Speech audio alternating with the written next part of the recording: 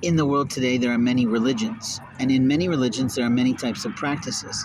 And amongst many types of practices, there are many types of faith-based things that people do to enhance their spirituality, their belief in God. In the pagan religion, in the Wiccan religion, in some sort of Catholic and often other type of mysticism-oriented religions, people use a faith fob. For example, Catholics use rosary beads. And in Wicca and in paganism, we use a pendulum. Now, scientifically, we know that a pendulum can help find fault lines, can help find oil and other things, and it used to be done that way in an old-fashioned way of dowsing. You can actually research the history of dowsing and come up with some pretty good articles. Now, I'm not a big proponent of using the bent old clothes hangers to do that, but I do believe in the faith practice of a faith fob, basically the traditional pendulum. But the difference between what people experience with the pendulum and what I experience with the pendulum can be significant, because I've been practicing this faith aspect for almost 10 years now. You see, the woman that I love more than life itself, after I lost my wife, taught me this practice. Now, it's very possible that I saw this capability when I was a child, maybe 4 or 5, when my brother's girlfriend was over babysitting us one night. I keep having this vision of that maybe she took off her necklace and did something, but she is Catholic, or at least so her family lineage was. But the reality is, maybe she's not. Maybe she's a version of pagan. I don't know. I don't talk to them.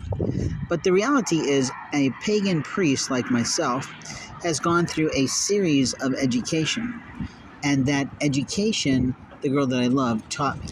She introduced me to the pendulum. She showed me how it worked. And the very first day that she brought it over to show it to me, to share it with me, after she went off to some Christian-oriented girls' weekend for her own spirituality, the thing moved significantly when I asked it 2 or 3 questions about my relationship with God, my love of that woman, and whether or not we'd have an opportunity together.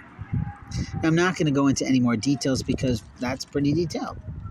But the truth is that I have begun to use the faith fob on a daily basis to keep myself in check with God. Because our own analytical mind can convince us to do all kinds of things, right and wrong, for our lives. Now, it's true that at the present moment I'm living in poverty, but it's amazing how God gifts prophetic wisdom, gifts information to people who submit their love to the Lord. Now, what I mean is I'm able to find things. As a dowser, as a divination practice, I can use this faith fob to find what I need for my life today. And it's always magical because God knows what I need most every single minute of every single day. God leads me to meet people. God leads me to experiences. God leads me to life lessons. God leads me. But I also can check myself about my own selfish desires and thinking against God's omnipotent, omniscient, and omnipresent thoughts for my life.